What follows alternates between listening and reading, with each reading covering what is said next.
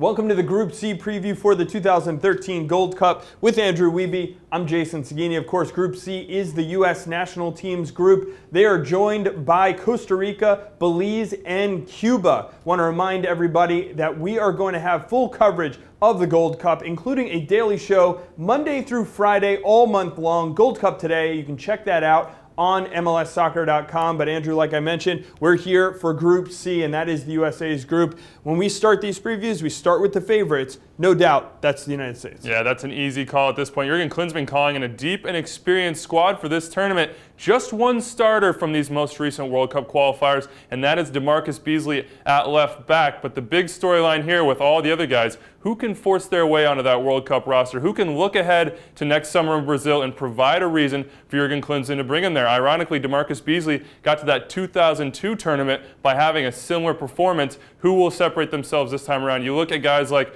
Jose Francisco Torres, Breck Shea, Nick Rimando, Alejandro Bedoya, all guys who have an opportunity to shine here and perhaps push themselves into that first team. All right, well, one player who's doing that we didn't mention, probably the biggest name on this roster, is Landon Donovan. So tell me, what does Landon Donovan have to do to impress Klinsmann and get back onto that World Cup qualifying roster? Well, he has to show that he will be a dynamic attacking presence. You look at this current U.S. squad that went through World Cup qualifying, is at the top of the hex, the chemistry, the cohesion. It's there, but perhaps the difference maker that they need, someone who, even to come off the bench, is a guy like Landon Donovan who has the speed, who has that understanding with some of those players on this team, can break down a defense in one play on the counterattack, even in situations from set pieces. That's what they need from Landon Donovan. They need the Landon Donovan that played against Guatemala, that scored goals, was productive, and got his teammates involved. We move on now to the contender in this group. And Andrew, you talked a lot about World Cup qualifying.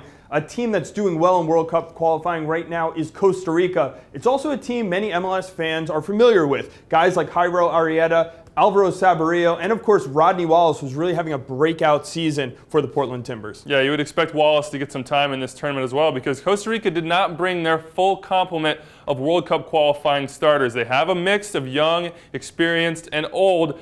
How will that play out? We're not yet sure, but Alvaro Saborio is the trump card here. 7 goals in World Cup qualifying. He's the one you would expect to lead the charge here. Arrieta right behind him. The big question mark for them comes down to the defense, where Michael Umanu will lead, and then at goalkeeper. No starter for them. 3 guys with very little international experience. Patrick Pemberton expected to get the nod, but he has just experienced some serious tragedy in his life. His mother passing away on Thursday. He traveled back to Costa Rica for the ceremonies there. Will he be focused, and will he be prepared for a tournament that's sure to test his chops? Yeah, we want to keep an eye on the U.S. and Costa Rica. Obviously, they've had a lot of interesting games lately. Costa Rica upsetting them in Los Angeles in a friendly, and then also, that, of course, Snowgate, the World Cup qualifier. Moving on now to the long shots of this group, and it's 2 teams that people aren't very familiar with. This is Cuba and Belize, Andrew. So what can you tell us? Which team do you think is the favorite to move out of this group? Well, it's probably Cuba, but very few people know much about this team. And you see that they're likely to have a lot of distractions coming to the U.S. Each time Cuba comes to the North America, you see defections. You see guys leaving the squad, shortened numbers as tournaments roll on. Remember, look back to 2005. Michael Galindo, MLS fans probably familiar with him. He left the team at that time. 2 years later, Osvaldo Alonso did the same. So the big question mark for them will be, how focused are they on the games themselves, and does that squad winnow as the tournament goes on? Meanwhile, Belize, very little known about them either. Most of their players based in Belize. Dean McCauley, the big one there, 11 goals in World Cup qualifying, although all of them coming before the 3rd round. He actually had a trial with the Portland Timbers, but can he guide this attack? They've got to get a win somehow. They've got to get goal differential. It's a big question mark, especially with their president issuing a challenge saying they want to embarrass the USA. Let's just say that's probably not going to happen. All right, Group C gets underway in Portland, as you mentioned. On Tuesday night, 8:30 p.m. Eastern Time, is the first matchup again with Costa Rica and Cuba. The U.S. takes on Belize, 11 p.m. Eastern Time.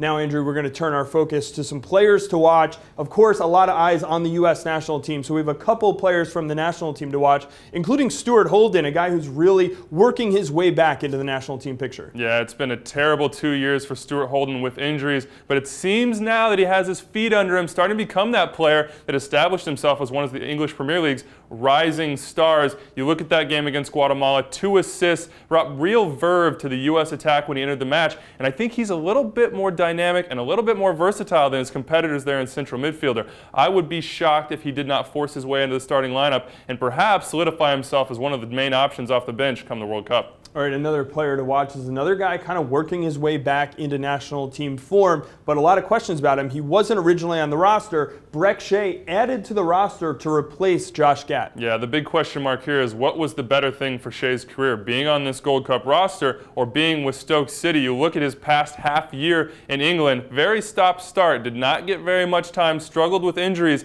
The big thing that Klinsmann talked about before this tournament was Brek Shea needs to establish himself with Stoke. That doesn't seem like it's going to happen, obviously, during this tournament. So can he earn a starting spot on the left side of that midfield, going to compete with Edgar Castillo? If he doesn't, is this a wasted summer for Brek Shea? Definitely something to watch out for. All right, a final player to watch, and this comes from the U.S.'s biggest competitor in this group. That's Costa Rica. We know about Alvaro Saborio. We know about Jairo Arrieta. Guys, you're familiar with scoring goals in MLS, but somebody's going to have to get them the ball. Yeah, Celso Borges is that guy, a 25-year-old midfielder. Followed the traditional route. Saprissa to Scandinavia, currently playing for AIK, one of their best players. Very, very dynamic. And you mentioned the assists. They'll expect him to pull the strings, but this guy can score goals too. You look back to that Panama win for Costa Rica, an absolute golazo for him. Can he replicate that form as one of the more experienced players in this squad?